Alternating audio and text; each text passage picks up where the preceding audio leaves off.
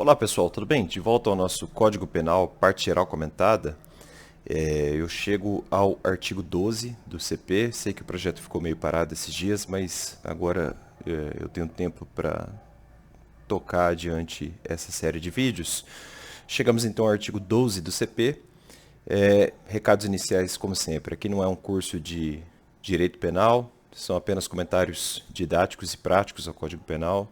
Seja membro aqui do Resenha Forense e veja os links na descrição do vídeo. Maravilha. Então, hoje chegamos ao artigo 12, que é, para muita gente, um artigo até dispensável, mas eu vou fazer algumas ponderações aqui com vocês. E hoje, de maneira atípica, eu vou usar a lousa aqui para escrever, porque eu vou trazer um conteúdo extra para melhorar e incrementar os comentários ao artigo 12. Então, olha só.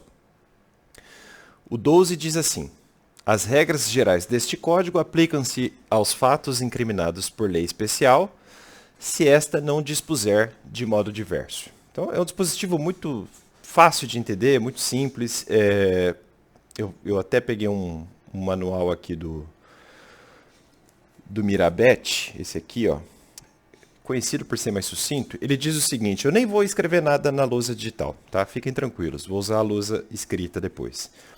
As regras gerais do Código Penal, ou seja, aquelas previstas na parte geral e em alguns dispositivos da parte especial, artigo 327, por exemplo, que se refere ao conceito de funcionário público, aplicam-se aos fatos incriminados por lei especial, se esta não dispõe de modo diverso. É o que preceitua o artigo 12 do Código Penal, ou seja, olha aí, ó, as regras gerais deste Código aplicam-se aos fatos incriminados por lei especial, se esta não dispuser de modo diverso. E aí segue Mirabete, repetindo, né? É o que preceitua o artigo 12 do Código Penal, referindo-se, assim, à Lei de Contravenções Penais, ao Código Penal Militar, à Lei de Economia Popular, à Lei de Falências, à Lei de Tóxicos, etc.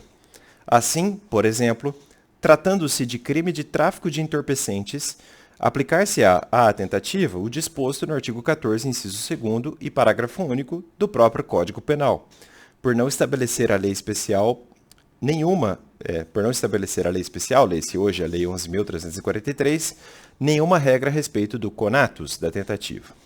Tratando-se de contravenção, porém, não se punirá a tentativa, como determina o citado artigo, por dispor de modo diverso a lei especial, no caso o artigo 4º da Lei de Contravenção Penal, que, possivelmente por razão político-criminal, retira a possibilidade de punir-se a mera tentativa da contravenção penal. Tá?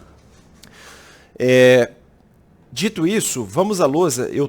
Aliás, antes, uma outra consideração. Eu lhes disse que o artigo 12 é visto por muita gente como redundante ou pouco importante, mas eu peguei esse Código Penal comentado, bem antigão, e ele tá todo, o meu tá todo carcomido. Eu estudei muito com ele durante a graduação, e eu me lembrei de uma passagem muito peculiar do Alberto Silva Franco, comentando o artigo 12. Olha que interessante o que ele diz. Ensina Giuseppe Maggiore que as leis penais especiais têm, em geral, função integrativa do Código Penal. Tutelam e disciplinam interesses particulares, enquanto o Código Penal regula interesses gerais. Fecha aspas, voltando ao próprio Alberto Silva Franco.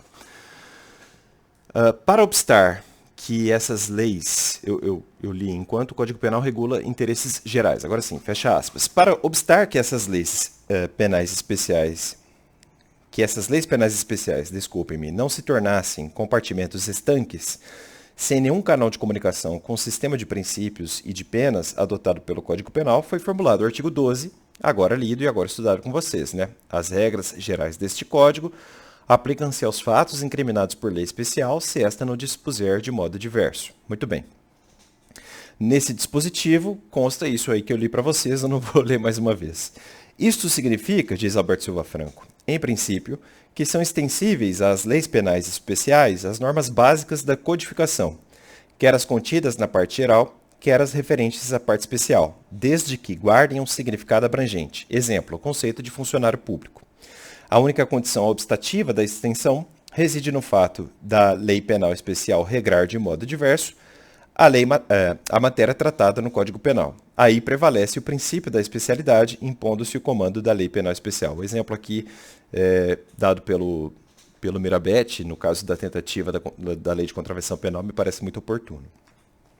E aí vejam as considerações do Alberto Silva Franco, que são oportunas aqui. Ocorre, no entanto, que com o transcorrer do tempo, o Código Penal é datado do ano de 1940, lembra Alberto Silva Franco, e a sua parte especial não foi ainda reformulada. Aliás, cada vez mais nós temos aí uma miscelânea de tipos jogados a granel, né? Sem proporcionalidade nenhuma. Eu daria aqui o exemplo hoje do feminicídio, com pena de 20 a 40 anos de reclusão, uma pena altíssima, fora as majorantes, né? Que jogam a pena lá para cima. Enfim, não que isso não mereça reprimenda penal, mas a gente tem que olhar uma proporcionalidade, né? Não faz sentido o homicídio qualificado ter uma pena muito menor que a do feminicídio. Enfim, que é uma qualificadora a rigor. Hoje um tipo autônomo. Houve uma ampliação cada vez maior do número de leis penais especiais, diz Alberto Silva Franco. De modo que se pode afirmar sem erro que o catálogo de tipos contemplados no Código Penal mostra-se, do ponto de vista quantitativo, bem inferior ao número de tipos penais montados através de leis especiais. Corre-se assim, com a instalação de uma fábrica de produção contínua de leis penais especiais, o risco da criação de microsistemas penais que buscam autonomia e desvinculação dos princípios íncitos no Código Penal. Ele dá o exemplo da lei dos crimes hediondos, que forja institutos quase que autônomos ali, né? E ele diz, olha, não há dúvida de que o Código Penal não reflete, na atualidade, inúmeros valores carentes de tutela penal no Estado Social Democrático de Direito, mas substituí-lo pura e simplesmente por microsistemas penais que atuam com total liberdade, sem que nada prenda os princípios constitucionais, ou melhor, sem que nada os prenda aos princípios constitucionais expressos ou implícitos, constitui um declarado perigo ao direito de liberdade do cidadão. Enfim, aí ele defende uma reforma da parte especial do Código Penal, justamente por essas questões enaltecidas ali no texto dele. Muito bem, vamos agora ao que eu disse que faria de forma diferente. Eu vou trazer um tema aqui para a lousa aqui, vou até mexer no ângulo da câmera, e eu vou trabalhar com vocês o assim chamado conflito aparente de leis penais. Eu tive essa ideia porque, ao pegar o Código Penal comentado do professor Guilherme de Souza Nucci, eu vi que ele reserva essa temática para o artigo 12. É que ela não tem um locus específico, né?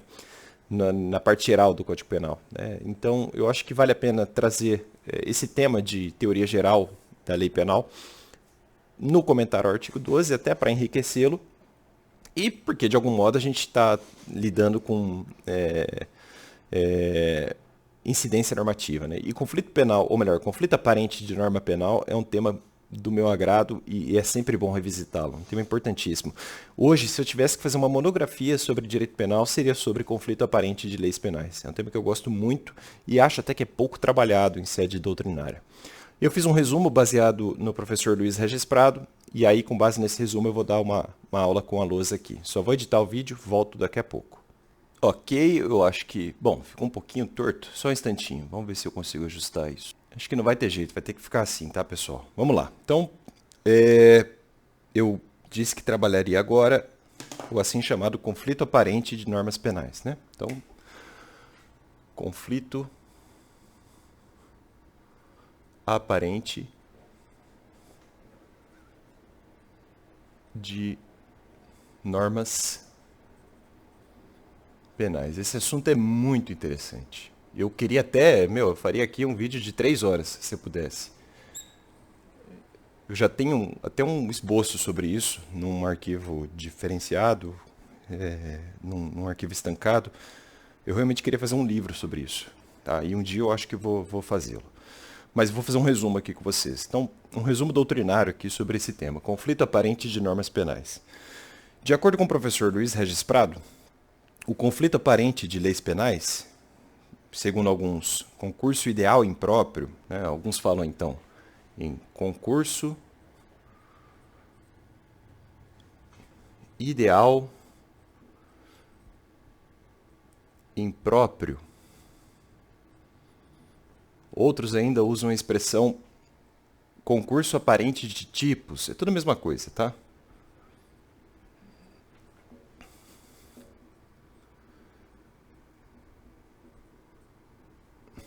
Enfim. Este fenômeno diz respeito à interpretação e aplicação da lei penal. Então, fenômeno é um fenômeno sobre aplicação e interpretação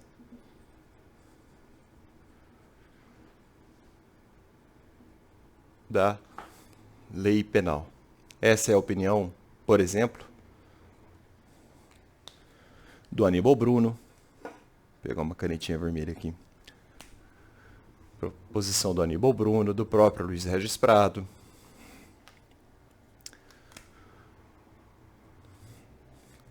Do Toledo, Francisco de Assis Toledo. Era a opinião do Fragoso, aqui no Brasil. Também, no mesmo sentido, o professor Damásio. Bom, não custa nada colocar aqui, de algum modo, endossa essa posição o Luiz Regis Prado, etc. Tá? Então, parece pacífico dizer o seguinte, olha, a doutrina situa o assunto conflito aparente de normas penais na aplicação e na interpretação da lei penal, correto? Essa é a ideia inicial. Agora, quais são os pressupostos de um conflito aparente de leis penais? Veja o nome. Conflito aparente. Conflito a rigor não há, porque este conflito é, olha aqui, ó, aparente. Então, para que ele seja aparente, alguns pressupostos precisam aparecer, ou melhor, precisam constar do caso concreto, para que você conclua que há um conflito só aparente de normas penais. Pressupostos. Nós temos um fato único e sobre este fato único há uma incidência aparente, um fato único com incidência aparente, e eu vou grifar aparente, não é à toa, porque o conflito é aparente, é um fato único com incidência aparente de 2 ou mais tipos penais. De 2 ou mais tipos penais. Naturalmente, tipos penais em vigor. Então você olha para um fato e fala, pô, teoricamente, isso aqui preenche no mínimo dois tipos, duas normas penais incriminadoras. Tá? E essas normas, esses tipos penais, estão em vigência na sistemática do ordenamento jurídico. Tá? Agora, só um tipo deve ser aplicado. Embora haja uma incidência que é, repito, aparente, a gente precisa criar um critério para selecionar o tipo que melhor se adequa ao fato único. Então, há uma filtragem típica num exercício de aplicação e de hermenêutica da lei penal. E isso se dá para evitar essa saída aqui se dá para evitar indesejável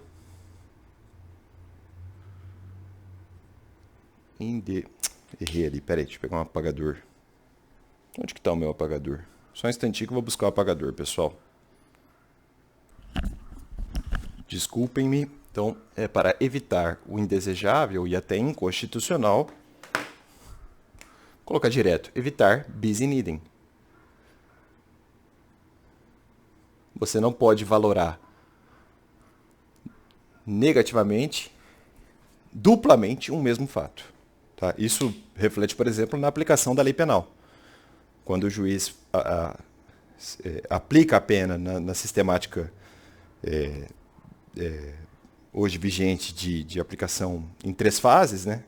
Então você não pode valorar negativamente na primeira e na segunda fase um mesmo aspecto criminoso. Então, por exemplo, se uma circunstância qualifica o crime, esta mesma circunstância não poderá ser usada pelo juiz na segunda fase enquanto agravante. Tá? Da mesma forma, se há algo que majora a pena na terceira fase, esta valoração negativa contra o agente não pode ter sido usada nem na segunda e nem na primeira fase. Tá? Evitar bis in idem. O mesmo acontece aqui. Bom, tem só um tipo penal. Né? Você não vai imputar, e nem poderia fazê-lo, né? Imputar lesão corporal grave tentada com homicídio. Não dá certo. Tá?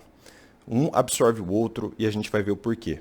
Tá? Nesse exemplo do homicídio, naturalmente um homicídio tentado, um absorveria o outro. Então, a ideia é evitar o bis in idem. Então, a gente tem que pegar o tipo certo e enquadrar no caso. Tá? Porque há um conflito aparente de normas penais. Então, o promotor de justiça, no momento da denúncia, não vai usar um spray livre a granel de tipos penais e deschavar ali vários e vários tipos contra o agente. Ele precisa fazer esse exercício aqui, tá? Sob pena até de criptoimputação e, portanto, de imputação inidônea, uma denúncia nula. Tá? Só um tipo tem que ser aplicado para evitarmos o bis in idem. E aqui nós temos que lembrar ainda do antefato e pós-fato puníveis. Então aqui nesse estudo entram a análise do antefato e pós-fato impuníveis, sobre o qual falaremos mais tarde. A princípio é isso, tá? Esses são os pressupostos, esse é o mapa geral da matéria. E agora vamos ver os critérios ou os princípios utilizados pela doutrina para solucionar essa questão. Então, presentes esses pressupostos, 4 princípios surgem aqui. Então, os 4 princípios, ou se você quiser, critérios de solução do problema. São verdadeiros mapas hermenêuticos, tá? Eu vou mostrar o nome dos princípios agora, dos 4 princípios, depois eu trabalho um a um. Pode ser? Então, vamos lá. 1, 2, 3, 4. 4 princípios que resolvem o problema. O primeiro, melhor dizendo. O primeiro princípio é o princípio da especialidade.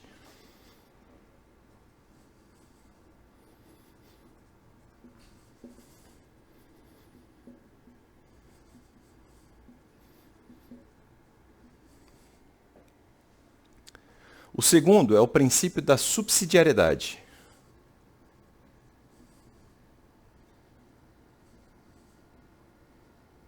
Errei aqui.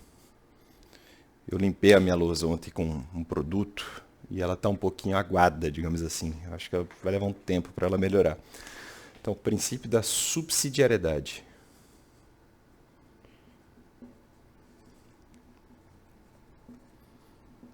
O terceiro princípio é o princípio da consunção.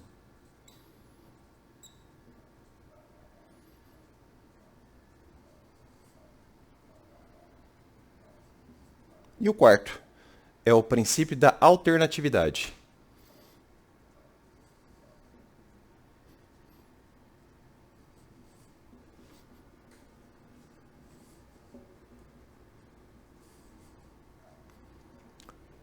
Tá?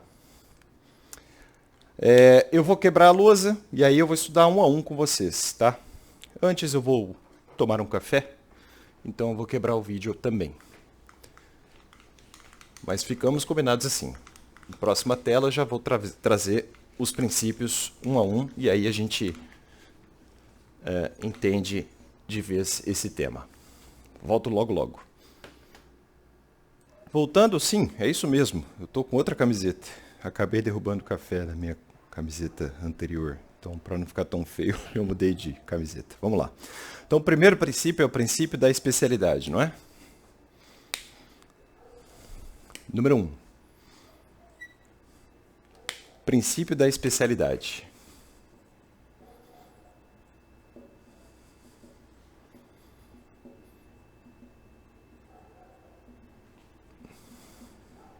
Princípio da especialidade. Como é que funciona isso aqui? Se eu pudesse resumi-lo em uma frase, é a seguinte. O tipo especial prevalece sobre o tipo geral. Então, o tipo especial prevalece sobre o tipo especial prevalece sobre o tipo geral. Oh, meu Deus. É hoje que eu tô me embananando aqui.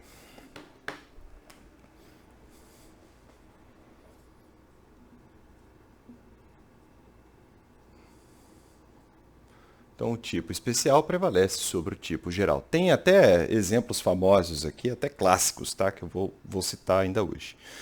Mas aqui, qual que é a ideia? Antes de partir para os exemplos, a ideia é a seguinte. Você tem que identificar uma relação de gênero, espécie, entre os tipos penais. Então, você vai identificar uma relação gênero, espécie entre os tipos penais. Então você vai ser capaz de identificar uma relação gênero-espécie entre os tipos penais. Gente, eu vou pausar o vídeo uma última vez para trocar o tubinho de tinta da canetinha. Só um segundo. Pronto, agora sim. Então, você tem que identificar uma relação de gênero e espécie entre os tipos. Dá para ler aí? A luz tampa, né? Mas enfim. Entre os tipos. Ficou pequenininho ali, vamos colocar maior. Nossa, olha a diferença que dá, né? Um tubinho novo de tinta. Entre os tipos. Você vai identificar uma relação de gênero e espécie entre os tipos. E essa relação de gênero e espécie ocorre quando os tipos contêm as mesmas elementares. Então, os tipos abarcam as mesmas elementares. Mesmas elementares.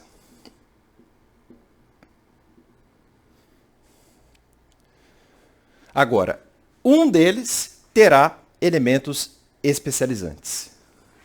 Então, eles têm as mesmas elementares, mas um deles tem elementos, os chamados elementos especializantes. É isso que dá o contorno geral do princípio da especialidade. Claro, filosoficamente eu poderia aprofundar aqui, mas eu estou sendo bem sucinto. Tá? Você identifica uma relação de gênero e espécie entre os tipos. Você vai ver que os tipos têm as mesmas elementares, mas um deles contém elementos especializantes. Vou dar 3 exemplos, tá? E os exemplos são bem marcantes. Exemplo 1. Vejam aí o homicídio, o tipo de homicídio, em relação ao tipo de infanticídio.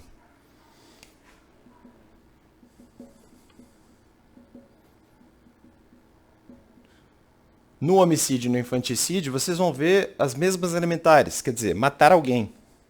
Em suma, é isso. Só que o infanticídio tem um elemento especializante muito claro, que é o estado puerperal da mulher. Não vou dar aula aqui de direito penal parte especial. Vejam depois aí na doutrina o que seria, o que significa, né, esse elemento normativo do tipo estado puerperal da mulher. Tá? Esse é o primeiro exemplo. Segundo exemplo. Exemplo 2. Pensem num homicídio culposo do Código Penal.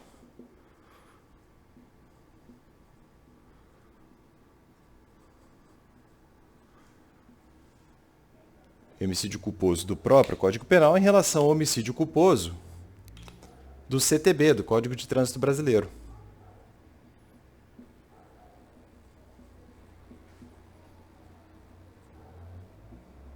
Bom, tem as mesmas elementares, né?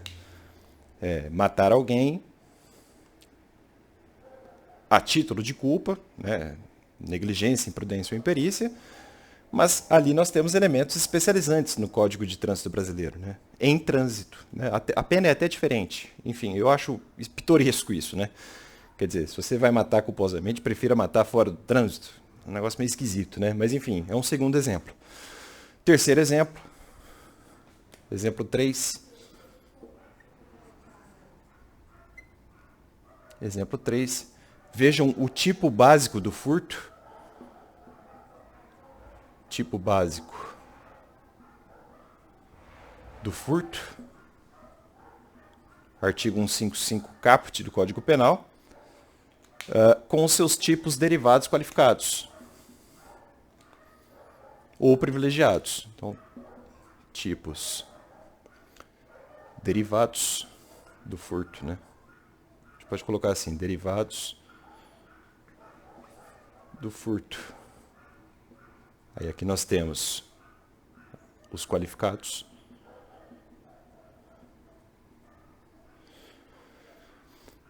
Ou privilegiados. Esse é um exemplo mais fácil de entender, né? Subtrair coisa alheia móvel na modalidade simples, no tipo básico, 155 caput. Tem a mesma elementar do tipo furto qualificado pela destreza, mas a destreza é um elemento especializante qualificador do tipo, tá? Ou arrombamento, enfim, tá? Se vocês quiserem entender as qualificadoras do furto, vejam o parágrafo 4º do 155 e o privilégio do furto lá no parágrafo 2º do 155. Aí aqui, então, dando os 3 exemplos, eu consigo trazer aqui uma dica muito importante. Ó, dica. Vejam o seguinte.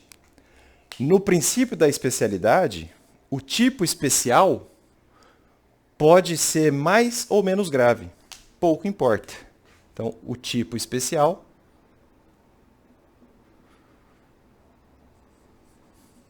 pode ser mais ou menos grave. Pouco importa. Eu vou até além. Pouco importa o quantum de pena.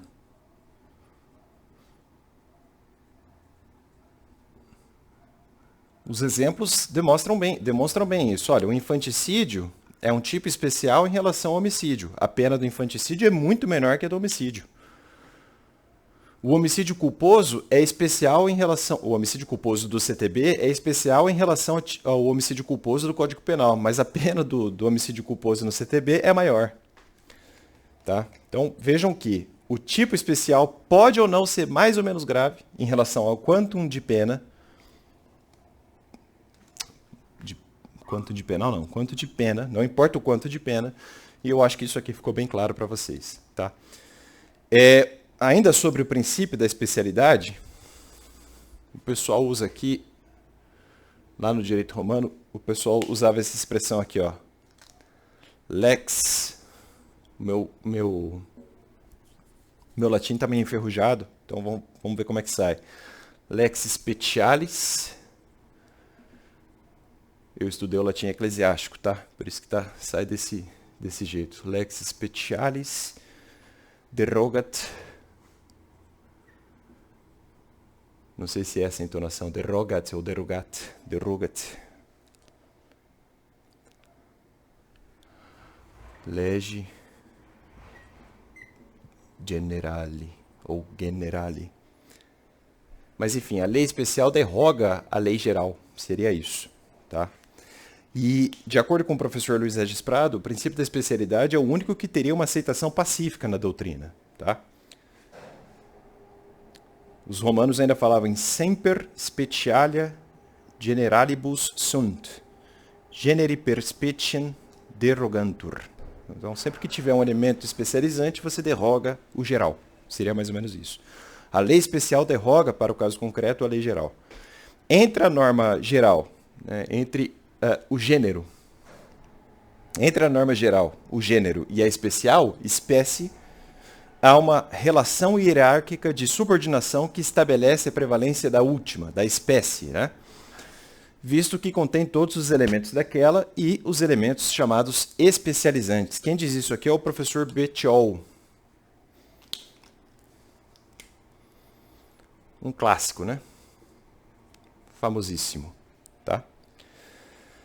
Desse modo, a regra especial agrega à hipótese normativa geral um ou mais elementos complementares, demonstrativos de um específico fundamento de punibilidade, ora estabelecendo um plus, um qualificador agravador, ora estabelecendo um minus, um privilegiador, como acontece no exemplo do tipo de furto, né?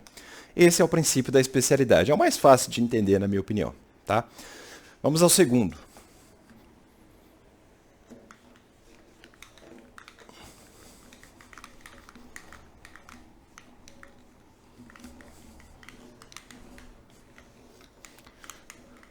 O segundo é o princípio da subsidiariedade.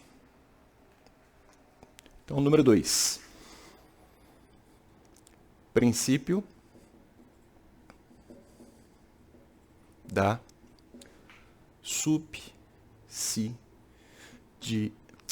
subsidiariedade. Subsidiariedade.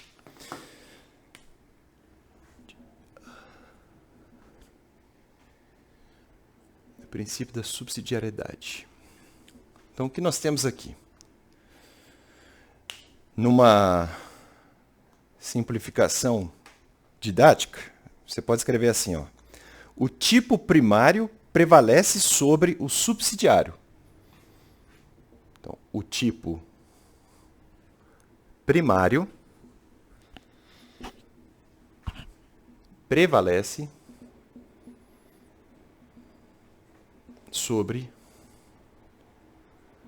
o subsidiário. O tipo primário prevalece sobre o tipo subsidiário, tá? E aí o pessoal gosta de chamar, o Nelson Hungria fazia isso, né? O tipo subsidiário costuma ser chamado de soldado de reserva. Muito comum nos autores antigos isso, principalmente o Nelson Hungria. É um soldado de reserva. Você tem um soldado de reserva. Um tipo que vai aparecer só se o tipo primário não ficar configurado. Vejam que é uma relação mesmo de subsidiariedade. Então, aqui ó, deve haver entre os tipos uma relação de continente e conteúdo. Deve haver, vírgula, entre os tipos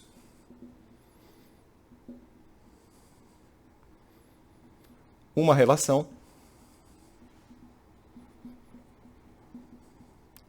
continente e conteúdo.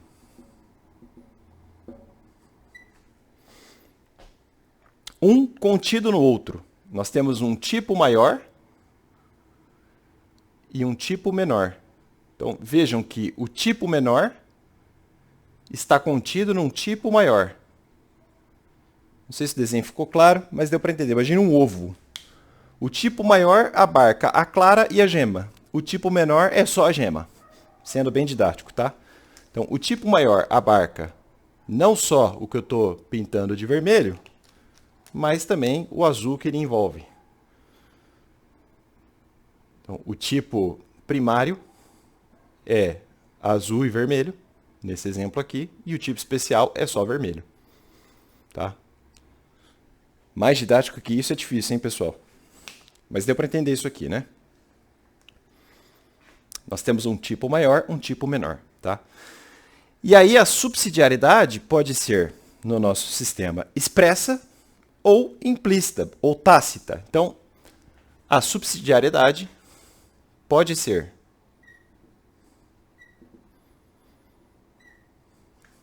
letra A. Pode ser expressa, subsidiariedade expressa, A própria lei vai falar, eu tenho aqui uma relação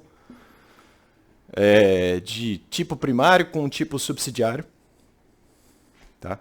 O tipo auto, né, ele se autoproclama subsidiário. Exemplo, artigo 132 do Código Penal. Se vocês abrirem lá o Código Penal, vocês vão ver que a redação dele faz assim. Quando o fato não constituir crime mais grave. Então, eu sou um tipo menor, porque se o fato for mais grave, use o tipo maior. É isso, tá? Eu sou vermelho. Se tiver o azul, use o tipo do azul, o tipo continente. Porque eu sou um contido daquele continente, tá? Essa é uma subsidiariedade expressa. Mas a subsidiariedade pode ser também implícita ou tácita. E aí, os anos de formação jurídica vão te ensinar a identificar isso. Subsidiariedade implícita. Muitos preferem subsidiariedade tácita. É a mesma coisa, tá? Nesse exemplo, ou melhor, nesse caso de subsidiariedade implícita ou tácita, um tipo figura como elementar ou circunstância de outro. Então, um tipo figura como elementar ou circunstância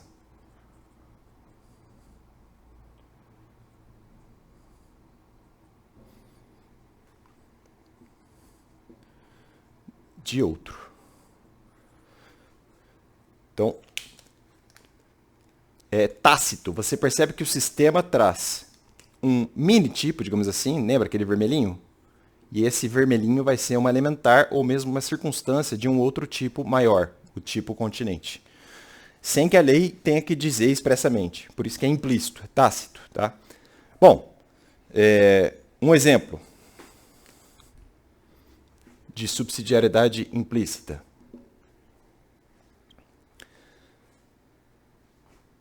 Curiosamente, o furto serve de exemplo aqui de novo. Furto simples. Artigo 155 do CP. O furto e suas qualificadoras.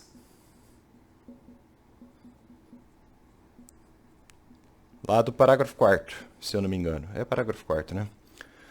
Logo no inciso 1º, vocês têm ali a destruição. Destruição do obstáculo. Destruir um obstáculo, a rigor, seria um dano, um crime de dano. Claro, se você assim agir dolosamente. E nesse caso vai ser dolosamente. Destruir o obstáculo seria um mini tipo de dano. Está lá no artigo 163 do Código Penal. O furto, aqui o furto qualificado pela destruição do obstáculo, é o tipo maior. Tá? Ele é um tipo primário que prevalece sobre o subsidiário. O crime de dano seria um mero soldado de reserva.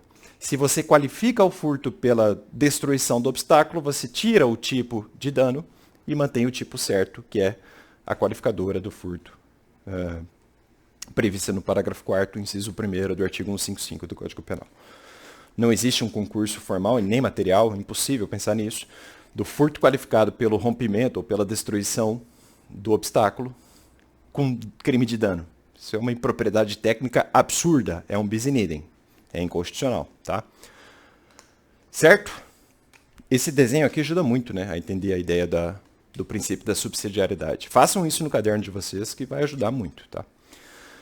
De acordo com Luiz Regis Prado, o critério da subsidiariedade é que os romanos vão usar esse jargão aqui, ó. Lex primaria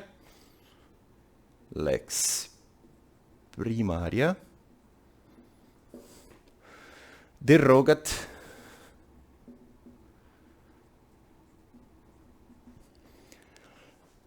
legi subsidiariae. Meu latim tá bem fraquinho, tá, pessoal? Lex primaria derogat legi subsidiaria. Escreve-se subsidiariae.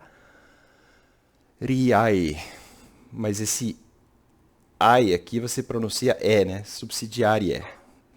Lex primaria derogat legi subsidiarie. Mais ou menos isso, tá? Então, esse critério aí emerge, de acordo com Luiz Regis Prado, como efeito de uma múltipla tutela realizada por tipos diversos em relação a um determinado bem jurídico. No exemplo aqui do furto qualificado pela destruição do obstáculo, você tem para tutelar o patrimônio material, digamos assim, você tem o tipo de dano e o tipo de furto qualificado, né? Você tem uma múltipla proteção. Naturalmente, aqui o tipo de furto ganha, digamos assim, do tipo de dano, tá?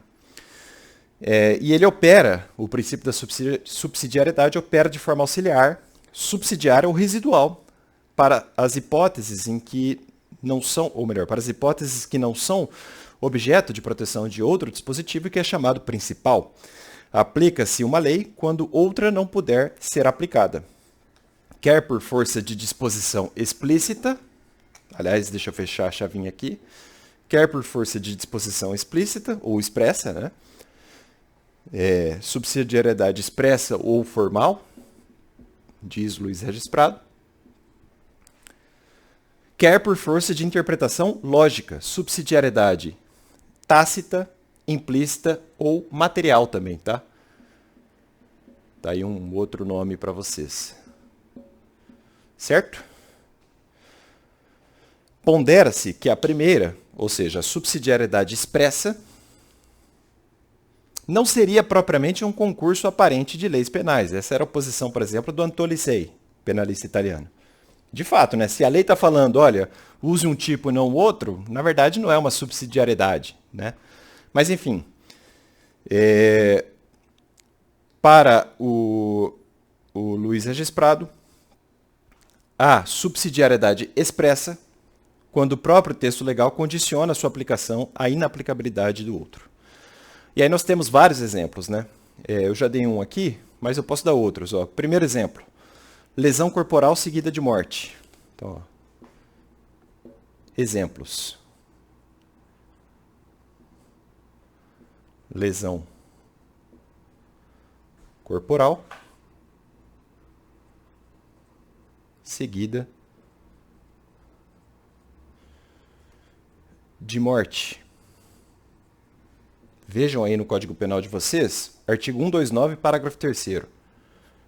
Eu corro o risco de, eventualmente, usar um dispositivo não desatualizado, mas com outro local, né? Aqui acho que não mudou. Aqui o legislador muda tanto. Mas lesão corporal seguida de morte é um exemplo disso, né? Outro que eu já dei aqui é o 132 do Código Penal. Perigo para a vida ou saúde de outrem. Um terceiro exemplo, simulação de autoridade para a celebração do casamento. Artigo 238 do Código Penal. Tem mais ainda. A própria simulação de casamento, artigo 239 do Código Penal. São tipos menos famosos, né? Tá? Falsa identidade, artigo 307 do CP. Também acontece isso lá. E assim vai, tá? Isso tudo é exemplo de subsidiariedade formal, expressa, tá? Da implícita, nós temos alguns exemplos interessantes, tá? Mas só para citar, na subsidiariedade implícita, constata-se, ou dela fala-se de subsidiariedade implícita, diz Luiz Regis Prado, quando o tipo subsidiário de menor gravidade não subordina sua aplicação à subsistência do principal. Tá? Você aplica um tipo penal na medida em que o outro não possa ser utilizado. Por isso que o Nelson Hungria gostava dessa expressão, soldado de reserva. Né? E aí é tudo como resultado do sentido e do fim das normas em concorrência. Deu o exemplo do crime de dano em relação ao furto qualificado pela destruição ou rompimento de obstáculo à subtração da coisa. Mas tem um outro exemplo interessante. Posso botar um outro exemplo aqui. Esse é muito bom. A subtração de incapazes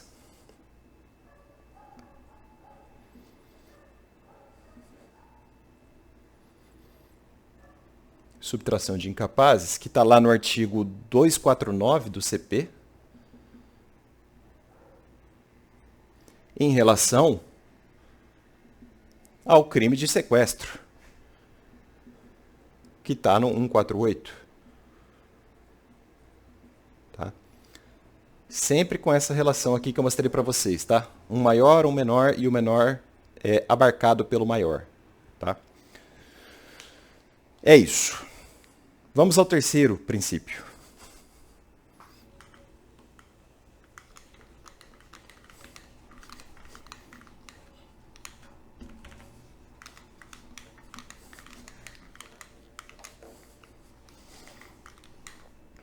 Número 3, princípio da consunção. Esse é bastante interessante. Princípio da consunção.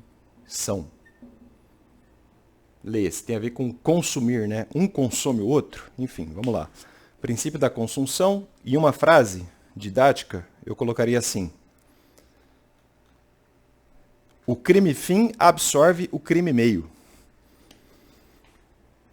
O crime fim absorve o crime meio. O crime fim absorve o crime meio. Basicamente é isso. Claro, vamos aprofundar agora. O crime fim absorve o crime meio. Então, princípio da consunção. Isso aqui é uma relação consuntiva. Então, é a relação consuntiva. É a relação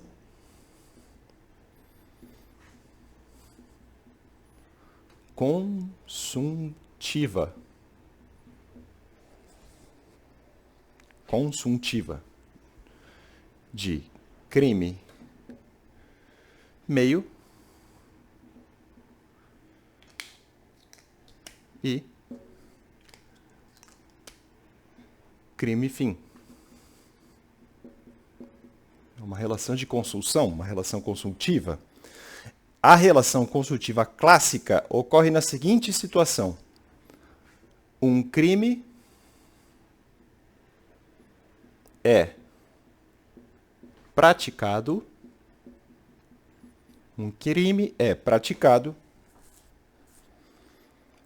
como fase normal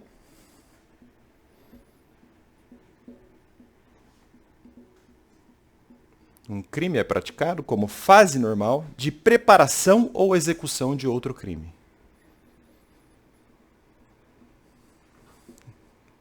De preparação ou mesmo de execução de outro crime. E há essa relação de consunção. Um consome o outro. Exemplo. O indivíduo viola domicílio. Então, vamos fazer um exemplo aqui, ó. Exemplo. Imaginem vocês. Vamos fazer desenhado. Então, um homicídio, ou melhor, homicídio, desculpem-me. O indivíduo viola domicílio.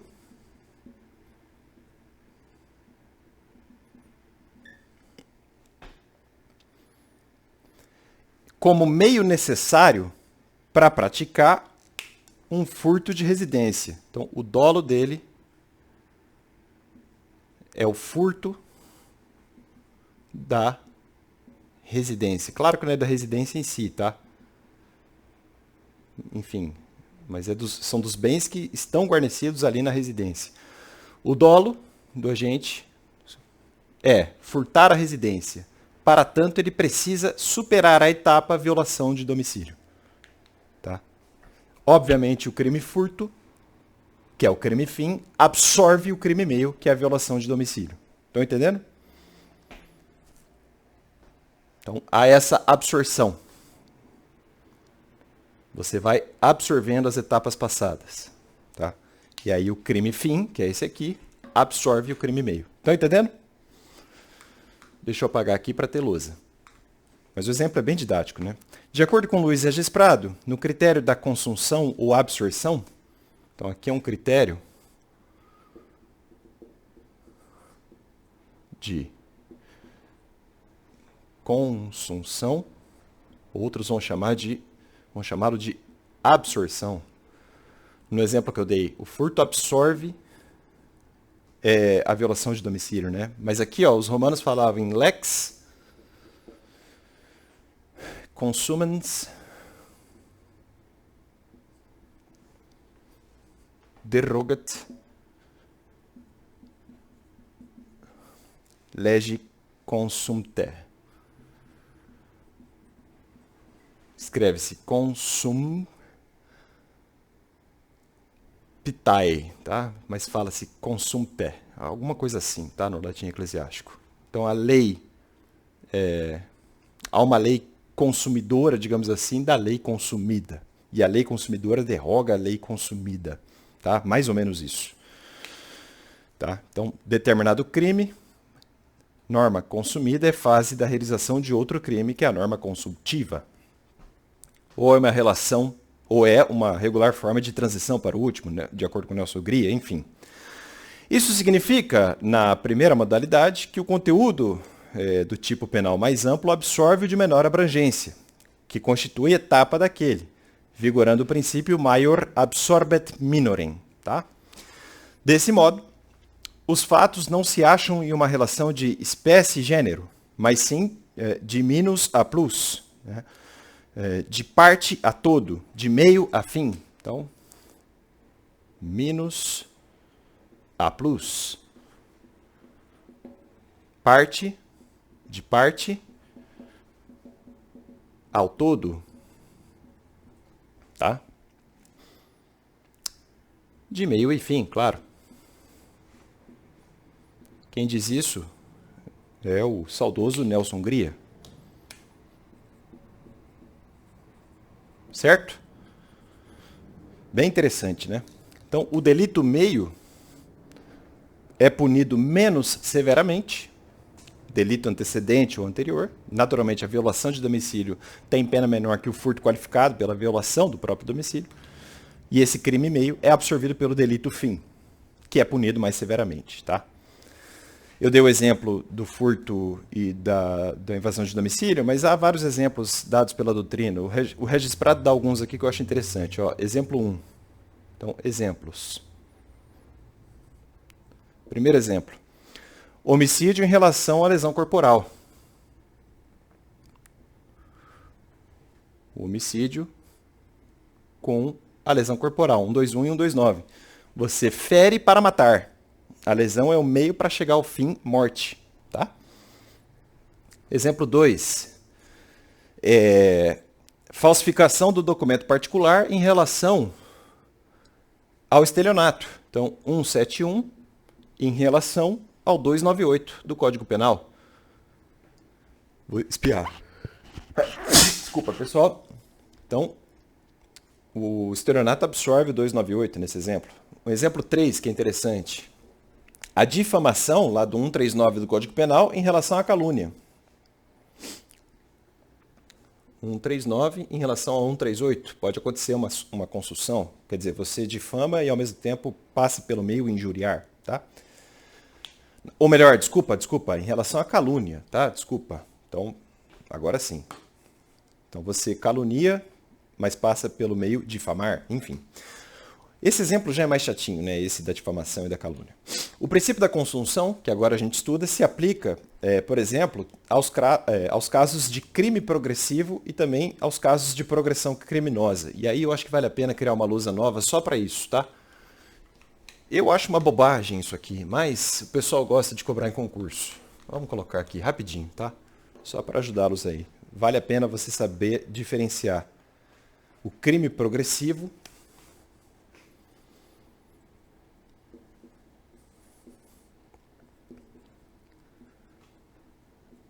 Uma coisa é o crime progressivo, outra coisa é a chamada progressão criminosa.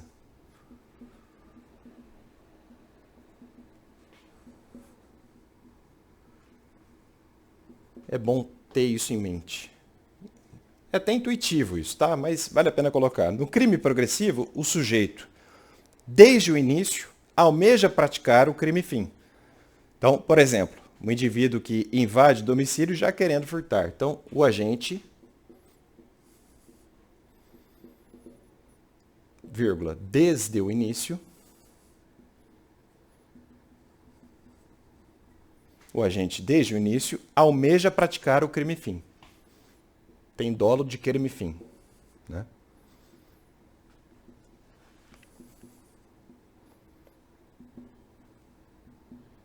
Então, por exemplo, o cara pulou a casa e ele queria furtar a casa. Então, ele já tinha sua empreitada criminosa, seu modus operandi doloso, sua seleção dos meios ontológicos para chegar ao fim era pular a casa e furtar. Tá? Sempre foi e ele não mudou no meio do caminho. Agora, a progressão criminosa, eu já dei a dica, né? O agente começa com um plano, mas no meio da execução do crime ele muda de ideia. Então, ele muda de ideia. E eu falaria assim, ó, ele muda de dolo. A rigor é isso, né? Em teoria do delito. Então, por exemplo, o sujeito queria praticar invasão de domicílio, e aí no meio da invasão de domicílio ele quis furtar. Enfim, bem chatinho. Isso é importante para você diferenciar a tentativa de furto da invasão de domicílio, né? Mas na prática, gente, isso aqui é floreio teórico. É muito difícil identificar isso aqui, tá? Claro, circunstâncias vão fazê-lo entender se o dolo do agente era invadir a casa ou se era furtar. Na maioria das vezes, claro que é furtar, ninguém pula na casa dos outros à toa, né? E nos dois casos nós temos a relação consuntiva, tá? Por isso que a doutrina aloca essa discussão aqui dentro. E a consunção também se aplica ao chamado antefato impunível e pós-fato impunível. Vale a pena a gente criar aqui um subitem, né? Então, vamos falar do antefato impunível e do pós-fato punível. 3.1. Antefato impunível. O que temos aqui? Antefato impunível.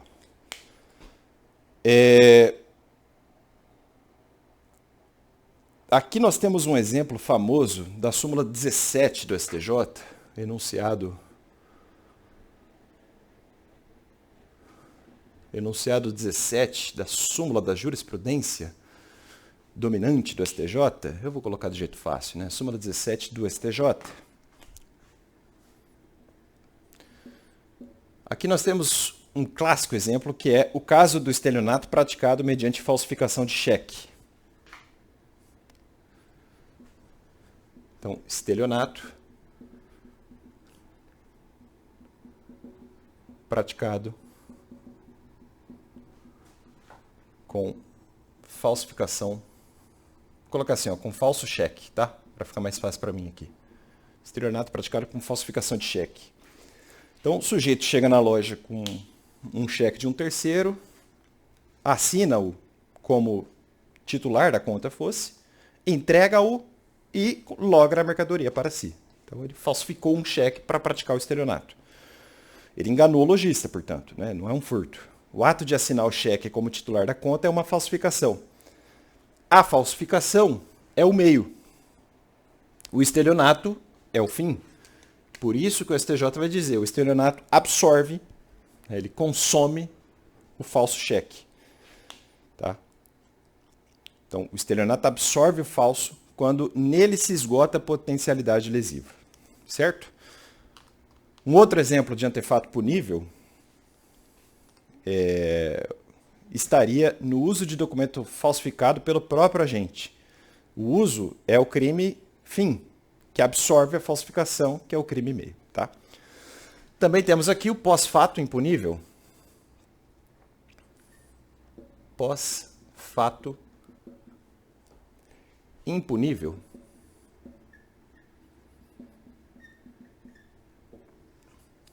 Pós-fato impunível.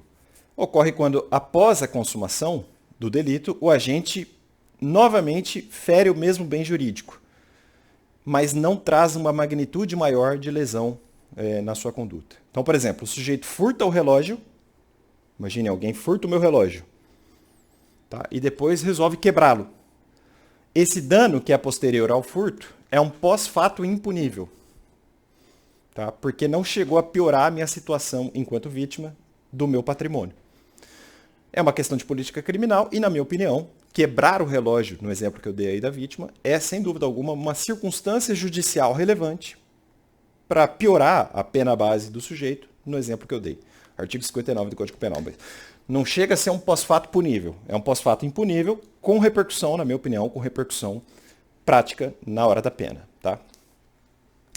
Por fim, o último princípio, para encerrar o comentário ao artigo 12 do Código Penal, embora este assunto, eu reconheço, não é um assunto próprio do artigo 12 do Código Penal, mas sempre vale a pena trazer um conteúdo novo para vocês, né? O quarto é o princípio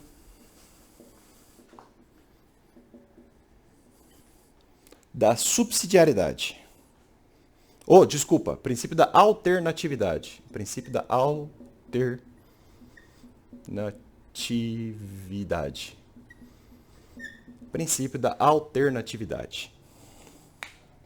Se eu pudesse resumi-lo em uma frase, seria a seguinte. Princípio da alternatividade. Vocês podem colocar assim, ó. Só vale para aqueles crimes que possuem mais de um verbo. Então vamos colocar assim, ó. Crimes com mais de um verbo.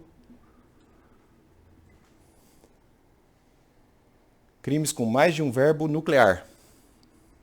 Eu até prefiro verbo típico, né? Os núcleos do tipo, os verbos.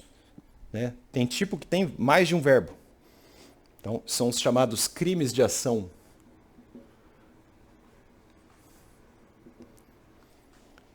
São os crimes de ação múltipla.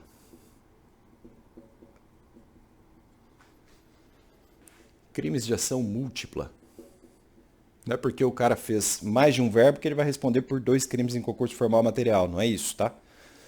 Há uma alternatividade. Ou ainda, tipos mistos alternativos, tá? É uma expressão famosa. Tipos mistos alternativos. Se eu não me engano, a lei de drogas é famosa nisso, né? O artigo 33 da lei de drogas tem sei lá quantos verbos. Né? Se você praticar mais de um verbo nuclear, você responde por um tráfico, digamos assim, tá? Sendo bem didático. Vamos ver o que dá para aprofundar aqui. Então, princípio da alternatividade. É muito útil nos tipos mistos alternativos, como eu mostrei para vocês. Um exemplo bom, ó. Eu falei do tráfico. Exemplo. Delito de receptação. Vocês vão ver que tem mais de um verbo lá. Artigo 180 do Código Penal. Basicamente, comprar coisa sabendo que ela tem origem criminosa, né? Basicamente. Então, o agente pratica os verbos nucleares de maneira sucessiva, atingindo o ou os, mesmo ou mesmos, bem, ou melhor, objeto ou objetos, material ou materiais. Tá? Ele vai praticar um crime único, embora a rigor tenha praticado mais de um verbo típico. Então, no exemplo da receptação, adquirir, receber e transportar o mesmo som automotivo furtado. São 3 verbos nucleares do artigo 180 do Código Penal. Você responde por uma receptação. É um crime único, não há 3 receptações, tá? Embora seja possível preencher os 3 verbos típicos de uma vez só, tá? Teoricamente pode reverberar na aplicação da pena, artigo 59 do Código Penal. Pessoal, era isso. Obrigado pela paciência de todos. Volto com o artigo 13 em breve. Tchau, tchau.